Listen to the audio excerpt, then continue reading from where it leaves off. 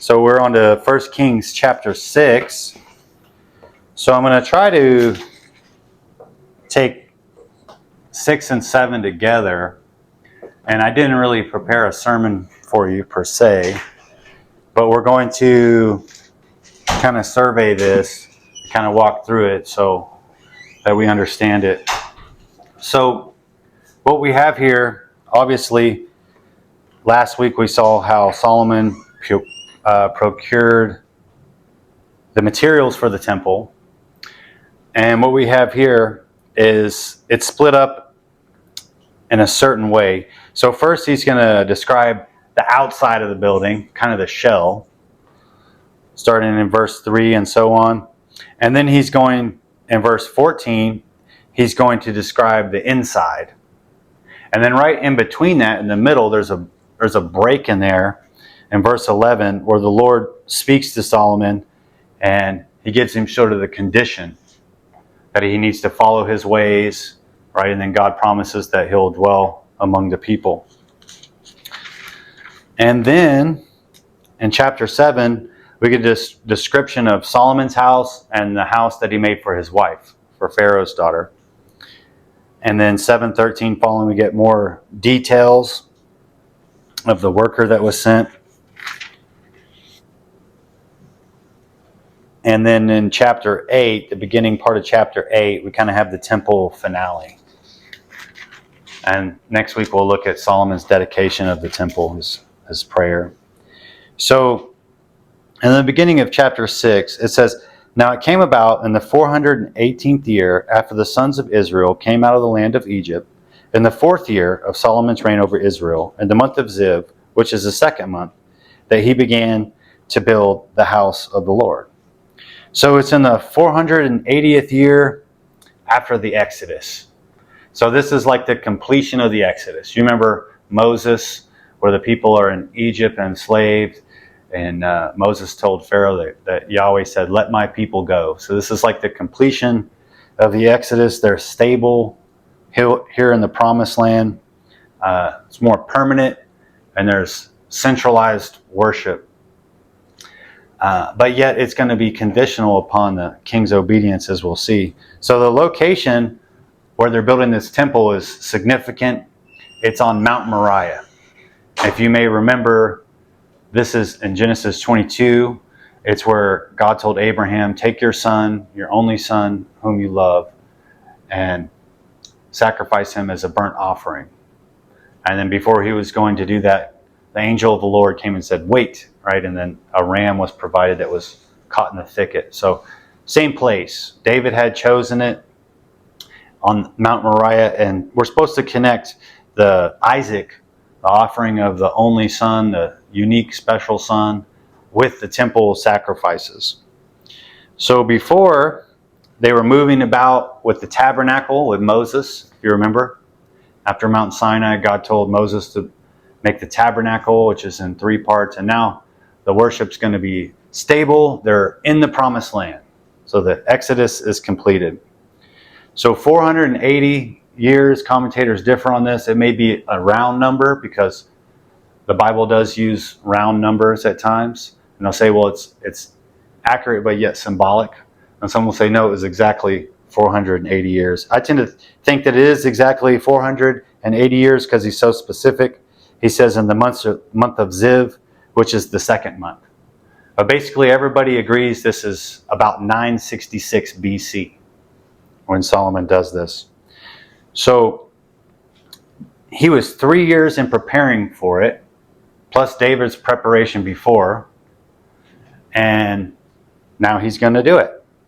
So when it says the month of Ziv, the author, he specifies in the 2nd month, because Ziv is like a pre-exile name, before they went into exile in Babylon, kind of at the end of the book of Kings, what they called the 2nd month. So he specifies here. It says in verse 2, as for the house which King Solomon built for the Lord, its length was 60 cubits, its width was 20 cubits, and its height was 30 cubits. So you probably have a note in your Bible what a cubit is. They say it's about 18 inches.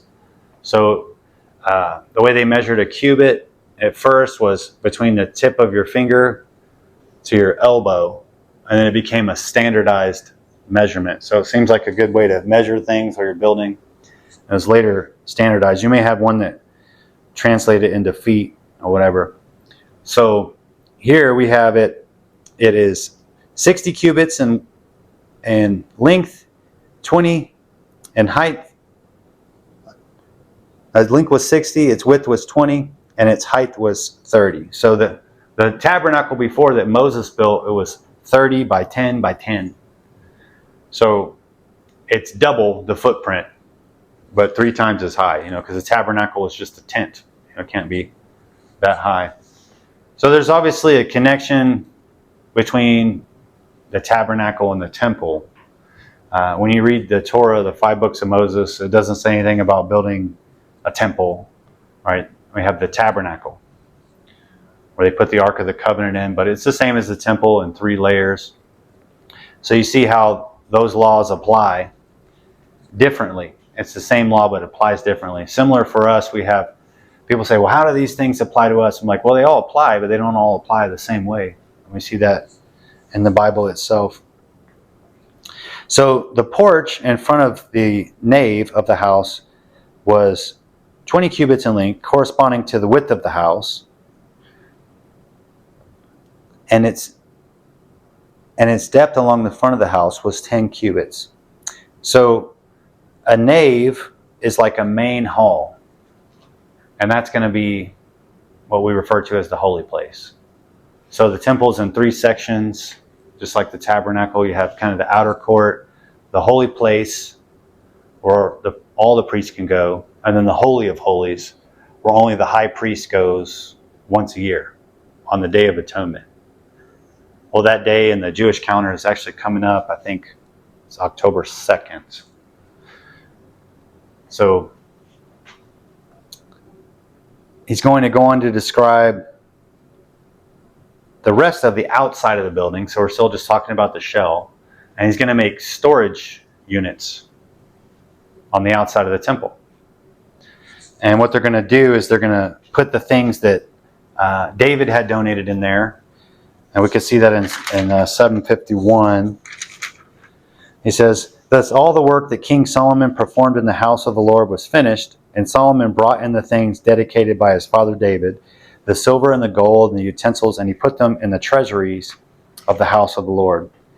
And later on, they're going to put all the other kind of offerings that are in there. And he's going to describe them for us here in verse 6.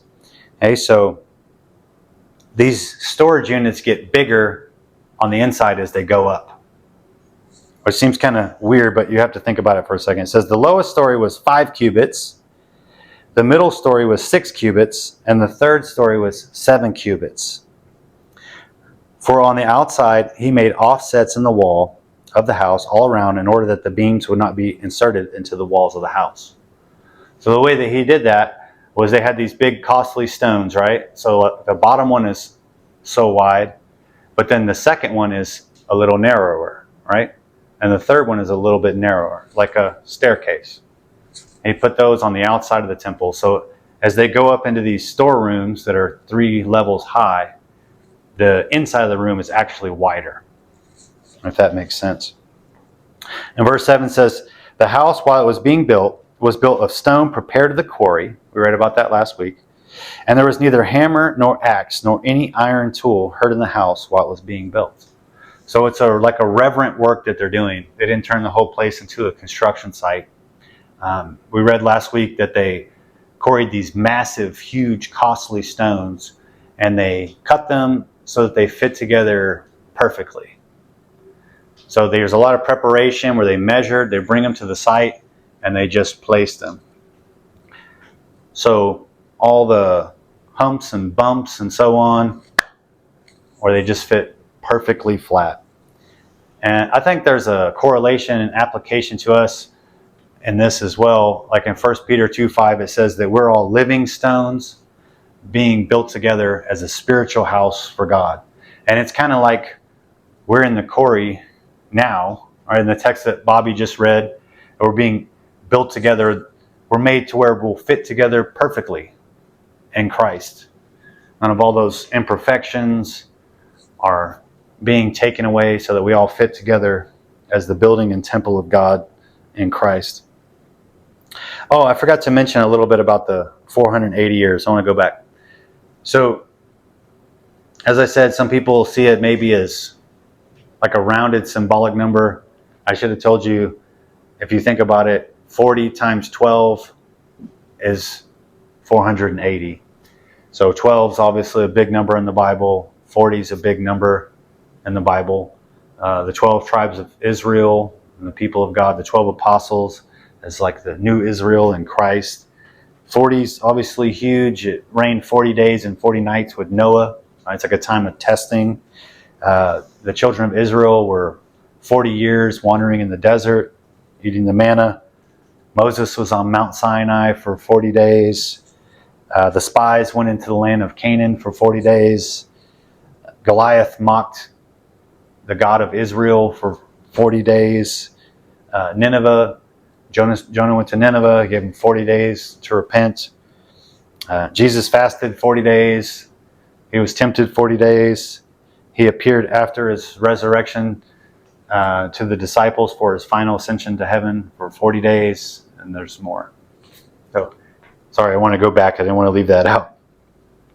So, back to these storehouses. In verse 9, so he built the house and finished it, and he covered the house with beams and planks of cedar.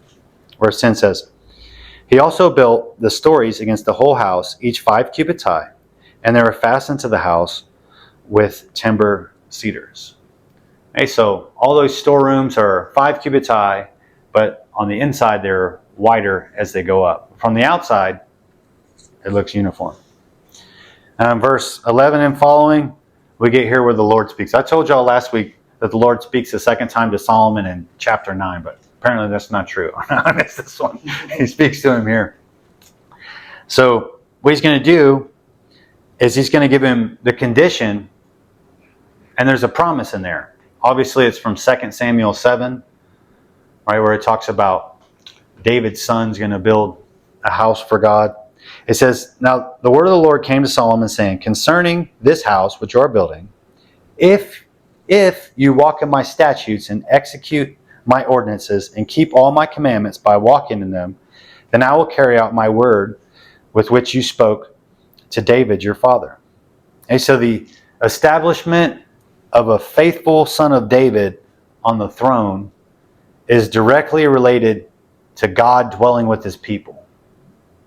It says in verse 13, I will dwell among the sons of Israel, and I will not forsake my people Israel. So the king is like a representative of the nation. And we talked about, especially when we're in the Psalms, how the king of Israel is like a new Adam figure. And the New Testament says Jesus is the last Adam. So just as Adam represents all mankind, in Adam's fall, we all fell. He's like our covenant head, as God made a covenant with Adam in the garden. Same with Israel. They have the king. The king represents the people. So goes the king. So goes the whole nation. That's basically the book of Kings for you right there. And they're waiting for this faithful son of David, all the way till we get up to Jesus Christ, who did perfectly walk in God's commandments and represent his people perfectly to God. So Solomon built the house and finished it. And in 15, we're going to get to the inside of the house, of the temple. It says, there he built the walls of the house on the inside with boards of cedar. From the floor of the house to the ceiling, he overlaid the walls on the inside with wood, and he overlaid the floor of the house with boards of cedar. So he's already built the thing with costly stones. Now he's going to cover it with costly wood. And then in a moment, he's going to cover all that costly stones covered with costly wood with gold. Okay, so it's very nice, highest quality through and through. It's not just a veneer. It says, he built 20 cubits on the rear part of the house with boards of cedar from the floor to the ceiling. He built them for it on the inside and the inner sanctuary, even as the most holy place. Okay, so it's in 3 parts, like I said. You have the outer court, where everybody can go, the regular people. And then you have the holy place, which when you go in there, it has the menorahs. There's a menorah right there. See the lampstand.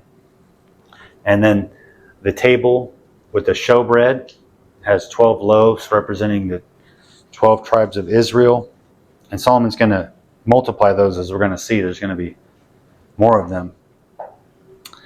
It says, there was cedar on the house within, carved in the shapes of gourds and open flowers. All was cedar, and there was no stone seen. So what we're going to start picking up on now, in this temple that he's making, there's a bunch of garden imagery. Okay, so in our verse here, in verse 18, it says it was in the shape of gourds and flowers. And then in 23, there's 2 cherubim on it. Those are those angels. And in 29, more cherubim, palm trees, open flowers. As we keep reading, more palm trees, open flowers, cherubim, palm trees. Verse 35, cherubim, palm trees, open flowers. It's all throughout. 7:18, pomegranates, which are also in the priest's robes. 20 more pomegranates. 7:26, lily blossoms. It goes on and on. Okay, so it's garden imagery on it. And remember, it's in 3 layers. It's like the tabernacle. There's cherubim. There's garden layers. And what it is it's like a microcosm of creation. A microcosm is like something in miniature, like a snow globe. Like y'all ever been to the Statue of Liberty? You know, and you get the little snow globe with the Statue of Liberty in there. That's a microcosm. It's a miniature. So if you think about when God created the heavens and the earth, we have the earth, right? The whole thing. And we have, we have all the dry land, right? And then we have Eden, and then we have a garden inside Eden. So all the dry land is kind of chaotic, right? It's kind of like the realm of the dead, the unclean realm of the dead. Then you have Eden, right? Kind of like the holy place where the priests go. And then you have the garden inside Eden where God's special presence dwells. And that's like the Holy of Holies. And you have Adam in there. And he's like a priest in the Holy of Holies, in the special presence of God. As he sins, he gets kicked out. And what did God place there? Cherubim. Those are those angels, cherub with the flaming sword. As if they were trying to get back into the presence of God. Well, the land of promise obviously is a picture of that as they're going back in. And the temple is a picture of that. We know from Hebrews that the temple or the tabernacle is a picture of heavenly things as well. Right? As Jesus, our high priest, has entered into the true Holy of Holies and the tabernacle not made with hands. Right? As he sat down at the right hand of the Majesty on high. As the second Adam, he made it back into the special presence of God on behalf of his people. Make sense?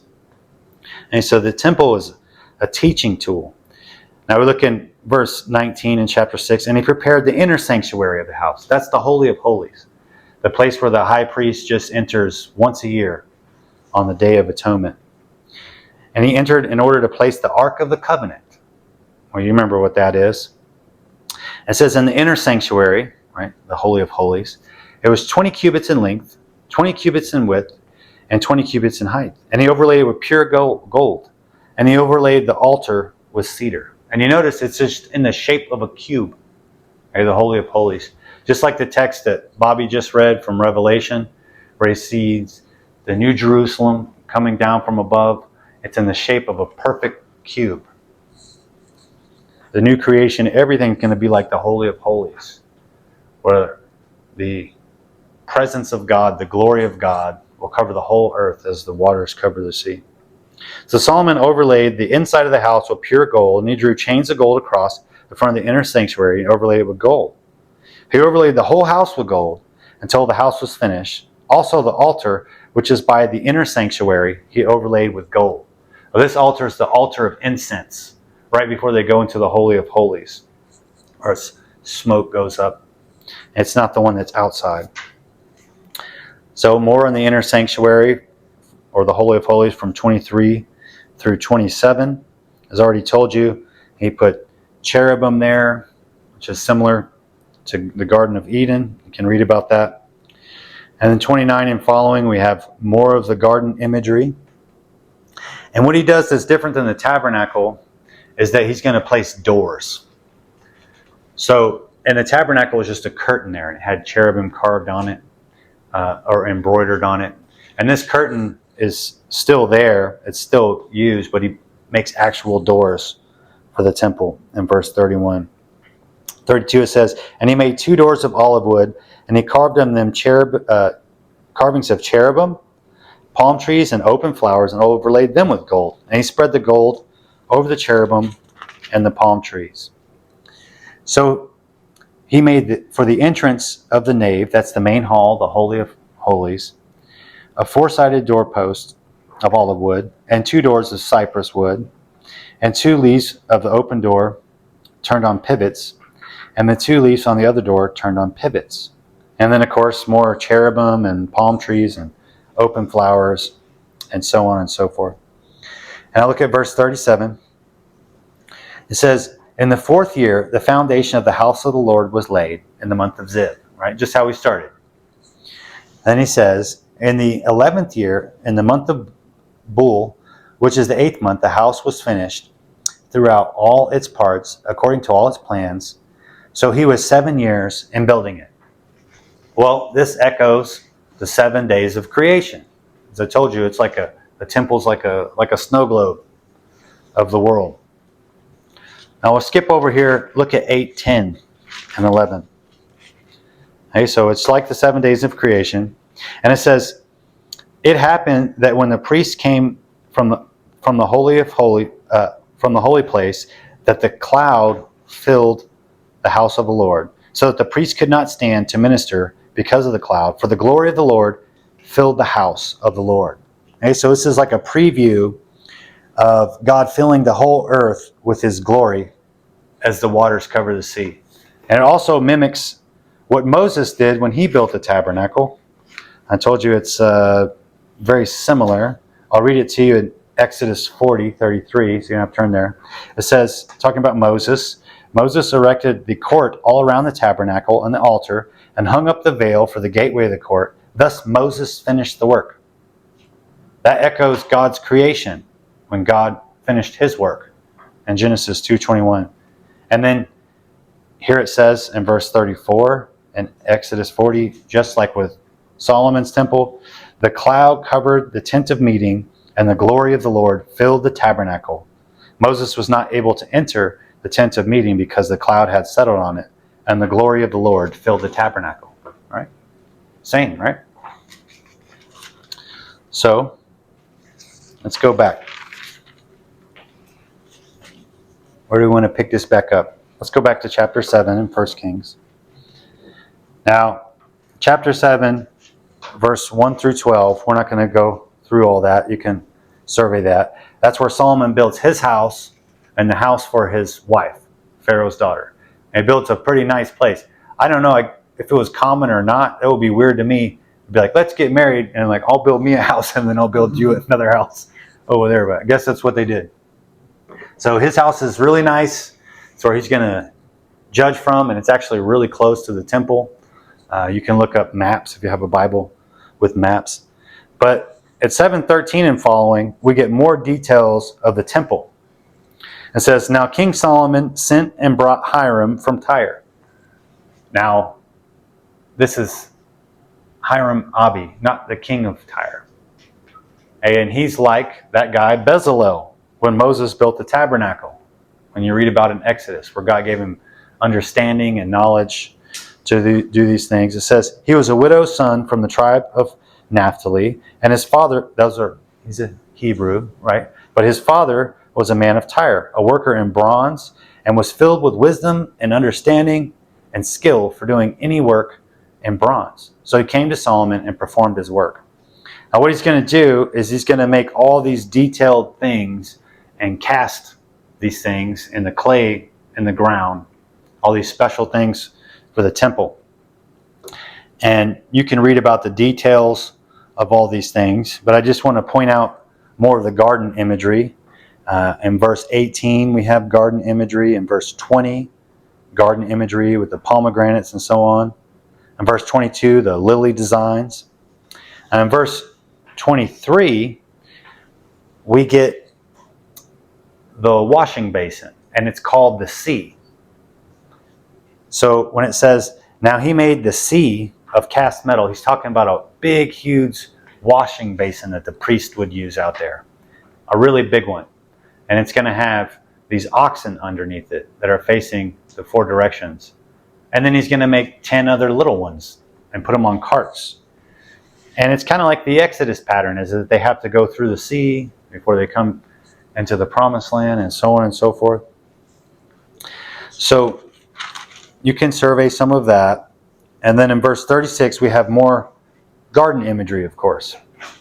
Now you may be wondering, as he makes these things, there's obviously continuity with the tabernacle, and there's discontinuity at the same time. I told you that the laws pertaining to the tabernacle also apply to the temple, but they ain't exactly the same either, right?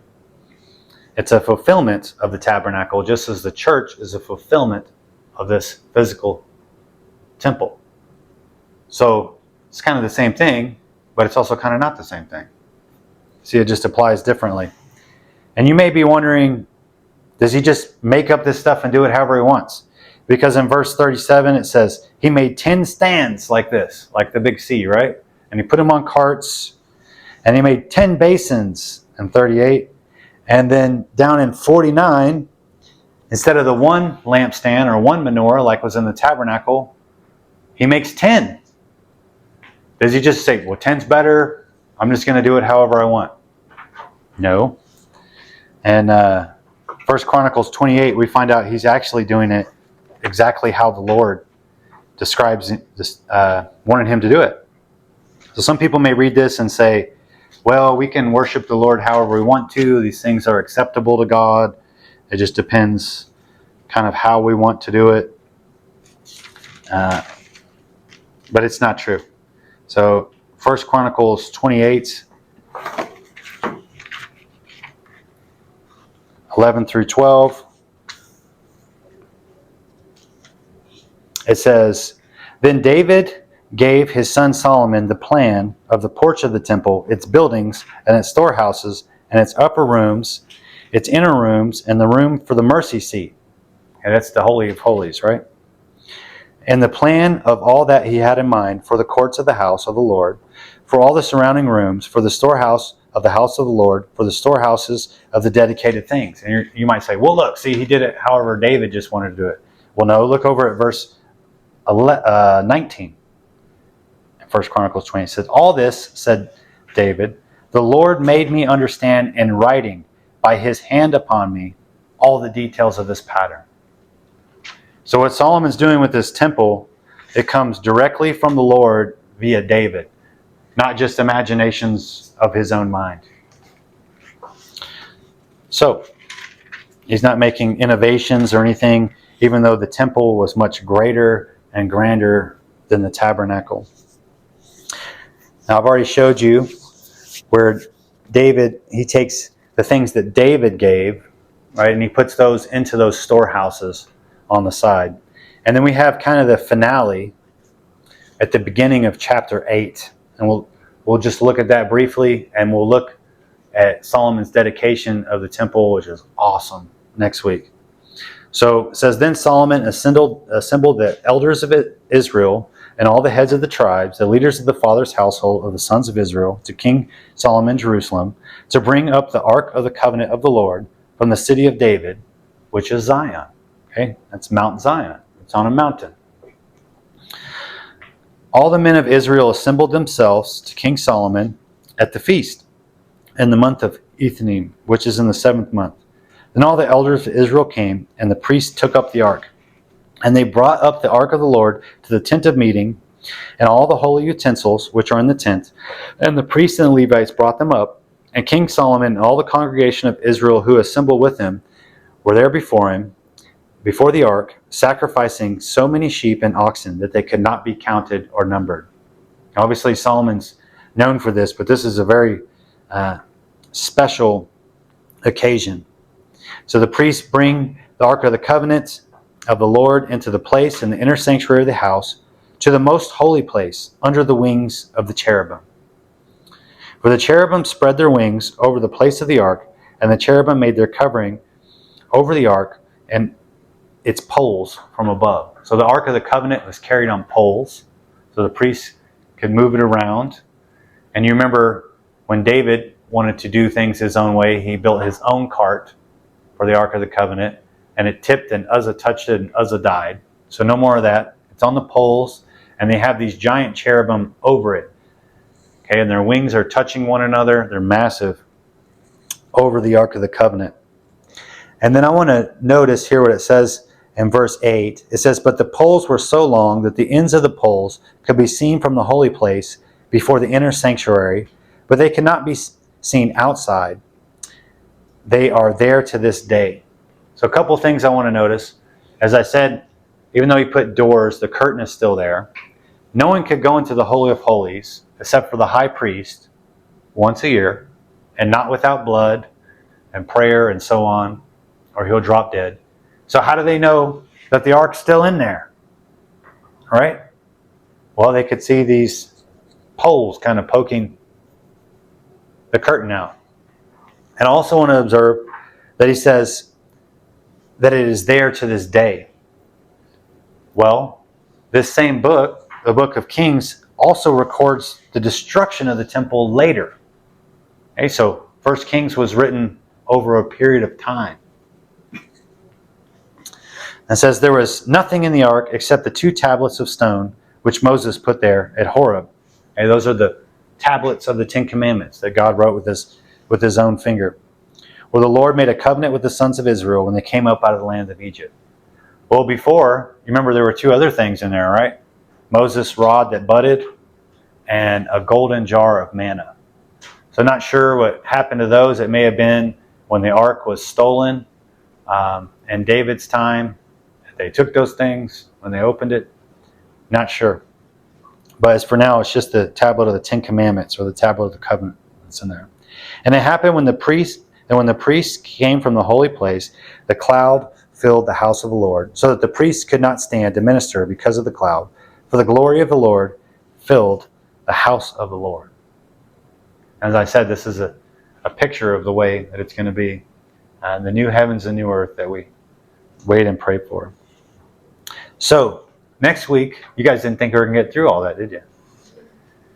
Next week, we're going to look at the dedication, and it's very beautiful, where he's going to have 7 instances of when people should turn to that place and pray.